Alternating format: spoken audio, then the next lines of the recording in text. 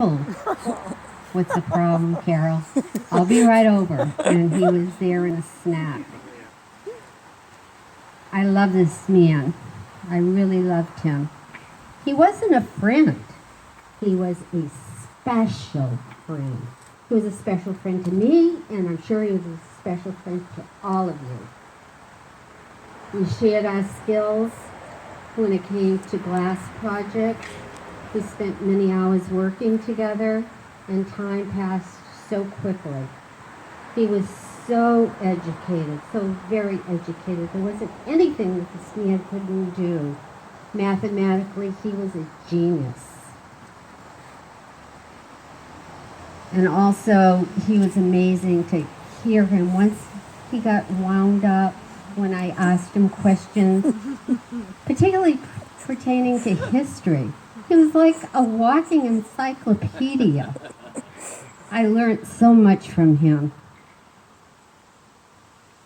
Peter accompanied me to Boston for medical reasons. I had a heart problem coming out of chemotherapy. It led to heart disease. I needed him to help me. He came with me down to Boston, and the problem was resolved weeks later. Now, I want to tell you a really, really funny story. I asked Peter if he wanted to go down to the Cape to visit my cousin. It was right on the seashore that my cousin had a beautiful summer house, and it was so fun to get into. I said, Peter, you're going to have the ride of your life. It wasn't the only ride of his life going through Boston with me behind the wheel. It was also going to the Cape, in which we had to go over a mile-long wooden bridge. In fact, it's the longest bridge on the Atlantic seaboard. Once we got to the end of the bridge, to get to my cousin's place, the only place you could get to was by going over sand dunes, back roads, and the beach. But the trick of it was to get there before the tide rolled in. Because if you didn't get there before the tide rolled in, you were in a lot of trouble. So I said, okay, Peter, here we go. And I could see the blood draining out of his head. I said, just hang on. And away we went. And it was the ride of his life. I mean, he was white-knuckled, and he was holding on to the car. Yeah. The handle. The handle. Thank you very much. The oh shit handle. And he was praying. Oh shit handle. And I said, Peter, relax. Just relax. You have nothing to worry about. There's a woman behind the wheel of this car. So once he met my cousin, Peter and my cousin had so much in common, and it was such an enjoyable weekend. We had a real blast. I called Peter several times for dinner. This is here back home, naturally. And he was right there at my doorstep, which was great, because his menu was really poor. It was hamburgers upon hamburgers.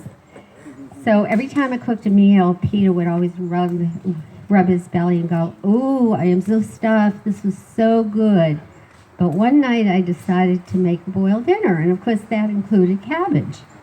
Well, cabbage with Peter was not a good thing. And I said, okay, Peter, eat your cabbage. And he goes, gives me a strange stare.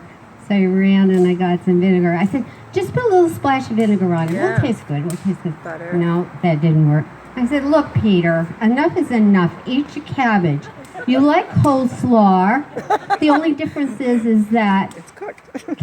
there's no mayonnaise on cabbage.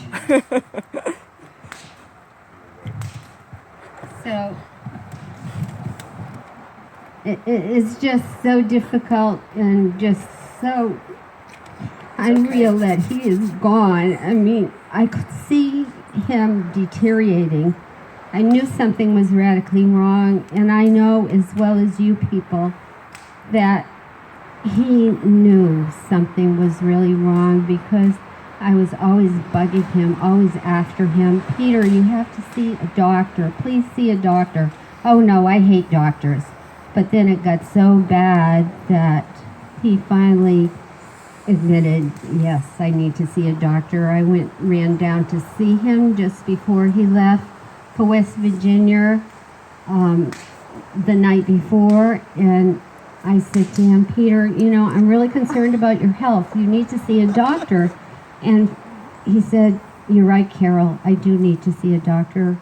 I'll try to see a doctor down there, and if not, when I come back, I will see a doctor. Well, he never made it home. And it's just so surreal that he's not here with us today. But I know in his heart and in our hearts that he was so close to each and every one of you because this was his family, his second family.